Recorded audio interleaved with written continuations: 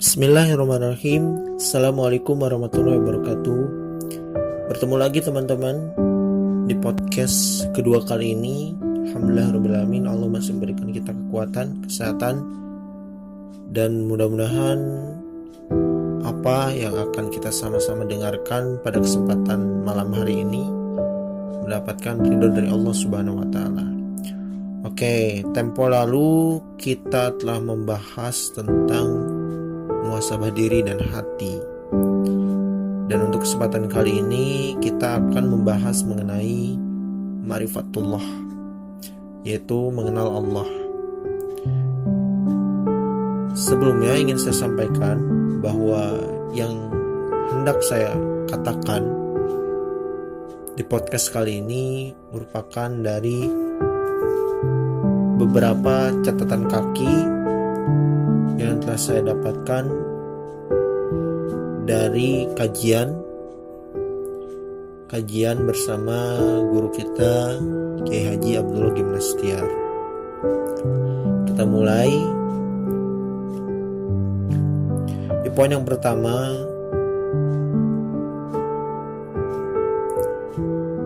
bahwa di dalam hidup jangan pernah ada keterikatan kecuali keterikatan kita hanya kepada Allah Subhanahu wa Ta'ala. Maksud keterikatan di sini adalah rasa ketergantungan, menyandarkan usaha, menyandarkan ikhtiar, melebihi ketawakalan kita kepada Allah Subhanahu wa Ta'ala.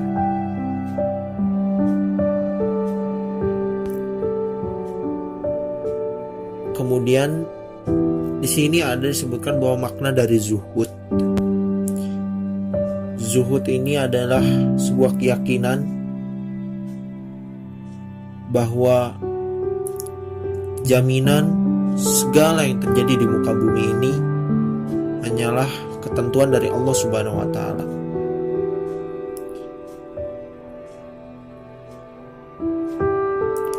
Caranya untuk mendapatkan predikat seorang hamba yang zuhud ternyata tidak mudah, teman-teman. Kita harus melakukan riyadhah dan mujahadah, pelatihan dan rasa yang bersungguh-sungguh untuk mengamalkan segala perintah dari Allah Subhanahu wa Ta'ala dan menjauhi larangan-larangan yang telah ditentukan oleh Allah Subhanahu wa Ta'ala. Kita pernah mendengarkan sebuah hadis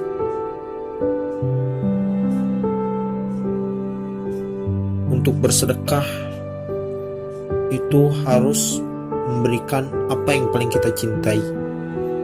Dan ini tidak mudah, teman-teman. Ketika kita mencintai sebuah barang yang kita dapatkan dari hasil kerja keras, susah payah kita mengumpulkan uang, kita berikan, ternyata ada kemelekatan di dalam hati dan itu sangat susah untuk dilepaskan. Bagaimana sebuah nasihat dari Nabi SAW ketika jangan engkau simpan dunia dalam hatimu, tetapi simpanlah dunia berada di genggamanmu. Dan itu merupakan nasihat yang telah dijalankan oleh para sahabat Rasulullah SAW. Ketika mereka dilimpahkan harta kekayaan tetapi tidak membuat mereka kufur nikmat dan lupa bahwa setiap harta yang ia miliki hanyalah sebuah titipan dan ia mampu mengelolanya, ia yang mengaturnya, ia yang menjadi rajanya. Bukan malah terbalik, ketika harta menjadi raja, sang pemilik menjadi budak, maka ia menjadi hamba dunia, hubud dunia. Dan itu sangat sulit, teman-teman. Kembali kepada poin awal, kita harus riyadhah, dan bermujahadah, bersungguh-sungguh.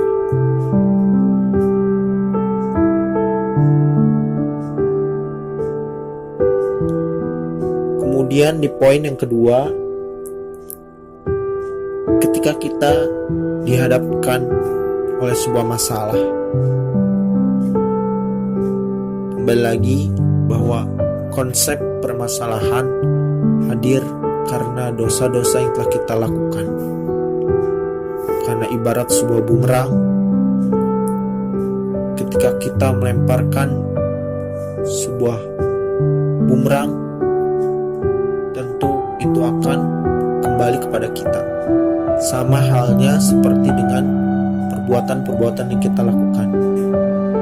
Ketika perbuatan itu baik, maka kebaikan akan menghampiri kita. Begitupun hal sebaliknya. Ketika kita melakukan perbuatan keburukan, maka balasan dari keburukan kita adalah keburukan juga. Kemudian kita kembali diingatkan bahwa dalam menyikapi sebuah masalah, kita kembalikan segala permasalahan itu hanya kepada Allah, dan tentu saja Allah yang akan memberikan kita solusi untuk jalan keluarnya. Tetapi selain doa, tentu saja kita memiliki harus melakukan sebuah ikhtiar. Ikhtiar itu ada dua. Yang pertama ada bermusyawarah, dan kemudian yang kedua ada istikharah. Untuk yang hal musyawarah, tentu ini hubungan kita dengan manusia, hablum minan nas. Ketika kita bermusyawarahkan sebuah persoalan, berarti kita harus bertanya kepada ahli ilmu. Karena fas'alu ahla zikri, tanyakanlah kepada ahli ilmu. Tentang bermusyawarah, ada sebuah kalimat dari Ali bin Abi Thalib radhiyallahu an, bahwa dirimu tidak akan tersesat karena musyawarah. Itu menandakan bahwa setidaknya ikhtiar kita untuk bermusyawarah, meminta masukan, meminta saran, pendapat, itu akan menghasilkan arah ke dalam kebaikan. Kemudian yang kedua, upaya kita adalah istikharah. Mengenai permasalahan istikharah, ini merupakan hubungan kita dengan Allah, minallah.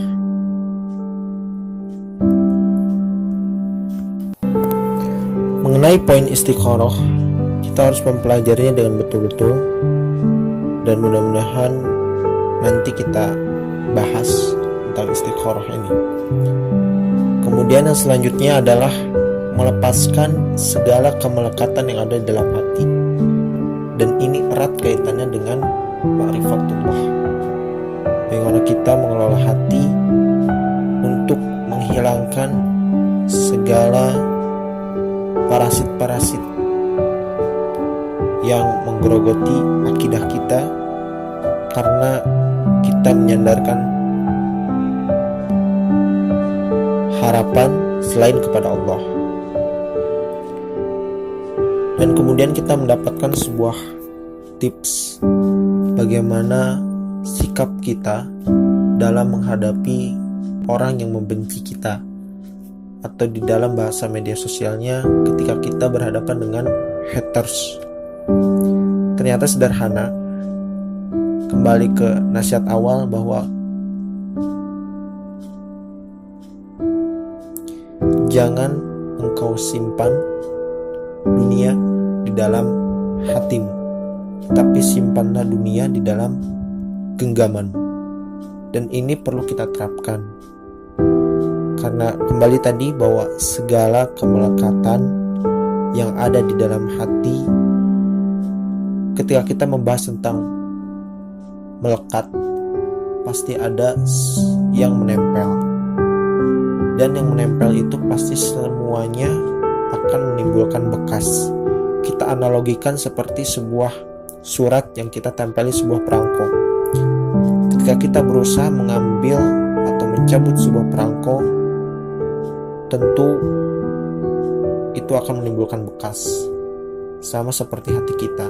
Ketika kita nyimpan dendam, kesumat, rasa kesal, jengkel kepada seseorang yang telah memberikan kita hujatan, maka hakikatnya itu hanya akan memberikan efek kita menyakiti diri kita sendiri.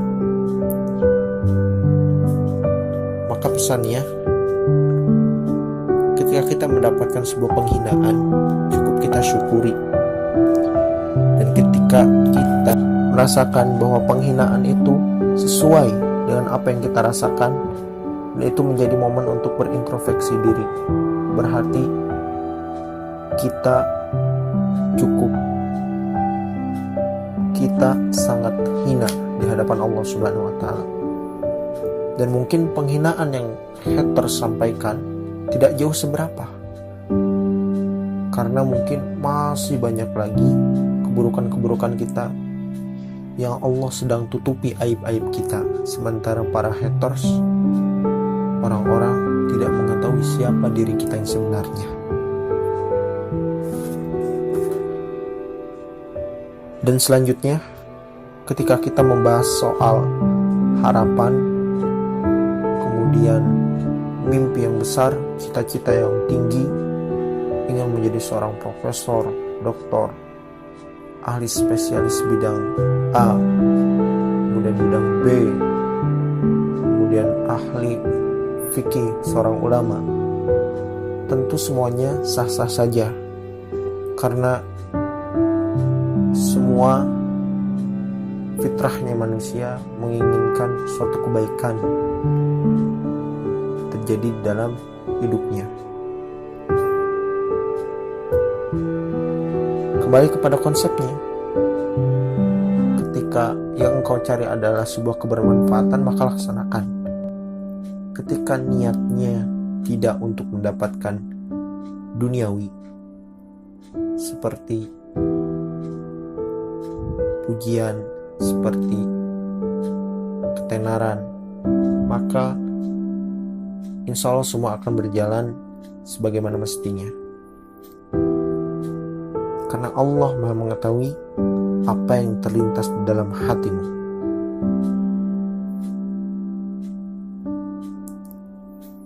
Dan kalimatnya, silahkan, kata Agim, silahkan kalian memiliki cita-cita yang tinggi selama di dalam kebermanfaatan. Lakukan ikhtiar dan maksimal, dan kemudian mintalah pertolongan hanya kepada Allah.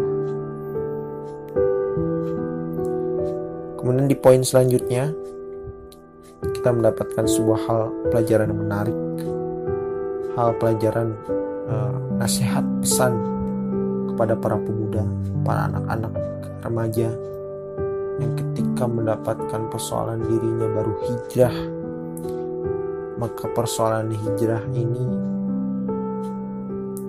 sangat pokok untuk diberikan nasihat, karena bisa jadi iman seseorang ini labil dan futur. Maka ada 3 poin yang beliau sampaikan. Yang pertama, jangan pernah jauh dari agama. Kemudian yang kedua, jangan pernah jauh dari orang-orang yang soleh. Kemudian yang ketiga, jangan pernah jauh-jauh dari masjid. Yang pertama, jangan pernah jauh-jauh dari agama, terutama agama Islam yang tentu kita akan bahas. Karena ketika seseorang jauh dari agama, maka ia akan mendapatkan kesulitan dan kesesatan dalam menentukan arah jalan. Bisa jadi ia tersesat karena sulit menentukan mana yang benar dan mana yang salah. Kemudian yang kedua, jangan pernah jauh-jauh dari orang soleh. Mengapa?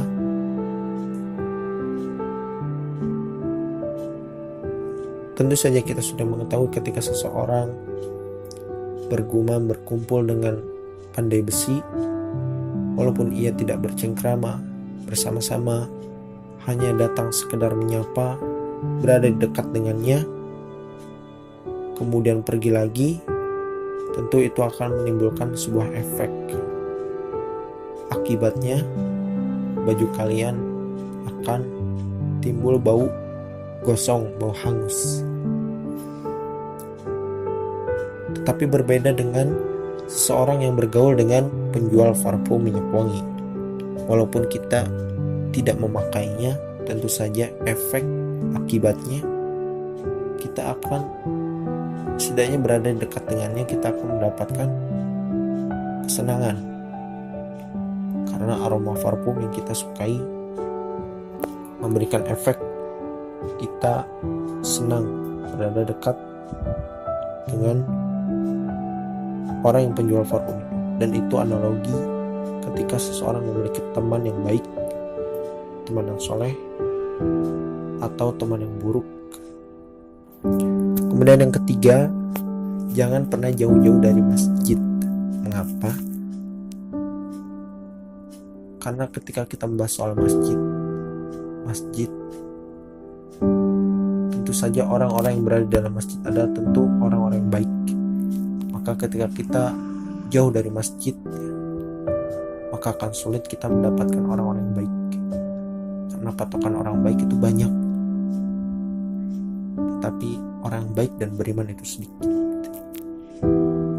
Dan masjid sebagai patokan utamanya dalam kita mencari sahabat yang baik dan akan membimbing kita, mengingatkan kita ke arah yang lebih baik, dan menasihati kita ketika kita sedang terpuruk jatuh dalam lembah kemaksiatan. Dan kemudian yang terakhir, ketika ditanya tentang soal kesehatan fisik yang kuat, apakah penting sebagai penunjang kehidupan di dalam aktivitas kita menghamba kepada Allah? Ternyata jawabannya sangat-sangat penting. Karena kembali kepada tujuan kita, bahwa tujuan kita diciptakan adalah untuk beribadah kepada Allah, maka dalam melaksanakan sarana praktek ibadah tersebut kita memerlukan vitalitas atau tenaga yang fit untuk memaksimalkan kemampuan yang bisa kita dapatkan dari Allah Subhanahu wa taala untuk dijalankan sebagaimana fungsinya untuk beribadah kepada Allah. Maka ketika kita membahas soal fit, maka memiliki arti bahwa ready to fight, siap untuk bertarung. Dan kita harus menyadari statement yang perlu diluruskan adalah kepada Allah kita menghamba dan kepada umat kita berkhidmat. Kita sebagai pelayan. Ketika seseorang menjadi seorang DKM, maka ia pelayan, hambanya Allah, pelayan umat, ia berkhidmat. Mengenai poin tentang permasalahan, kita mendapatkan nasihat bahwa boleh jadi apa yang kamu inginkan buruk buatmu, dan boleh jadi apa yang tidak kamu inginkan baik untukmu. Solusi untuk menyelesaikan masalah di dalam musyawarah, kita perlu tahu esensinya bahwa ketika kita bertanya, maka harus kepada ahli ilmu. Maka ditutup dengan statement bahwa jikalau suatu urusan serahkan kepada yang bukan ahlinya, maka tunggulah kehancurannya. Kemudian untuk poin selanjutnya, statement yang kita dapatkan adalah mengenai menyingkirkan segala kemelekatan yang ada di hati, bahwa jangan pernah berharap kepada makhluk dan jangan pernah takut kepada makhluk. Karena jikalau suatu umat berkumpul, seluruh manusia yang ada di muka bumi ini berkumpul bersatu memberikan musibah kepada dirimu, membahayakan kamu, itu semua tidak akan terjadi kecuali atas izin Allah Subhanahu wa Ta'ala. Begitupun sebaliknya, ketika seseorang, seluruh dunia, orang-orang berkonspirasi melakukan kebaikan untuk dirimu, memberikan sebuah kebaikan untuk dirimu, itu semua tidak akan terjadi kecuali semuanya atas izin dari Allah Subhanahu wa Ta'ala. Nah, mungkin itu saja teman-teman podcast pada kesempatan malam hari ini. Bertemu lagi nanti di podcast selanjutnya. Mudah-mudahan kita bertemu lagi. Allah sehatkan fisik kita, dan jangan pernah lupa untuk mendoakan saudara-saudara kita, para petugas medis di garda terdepan dalam menyikapi sebuah fenomena hari ini, fenomena wabah virus COVID-19, dan mudah-mudahan wabah ini cepat berhenti, dan mudah-mudahan aktivitas kita kembali seperti normal kembali. Yang social distancing, tetaplah patuhi aturan yang telah diberikan oleh pemerintah, maklumat yang telah diberikan ulama, dan stay at home, jaga jarak, kemudian jagalah kebersihan, jalankan pola hidup sehat. Mudah-mudahan kita semua dapat menjadi pelopor perubahan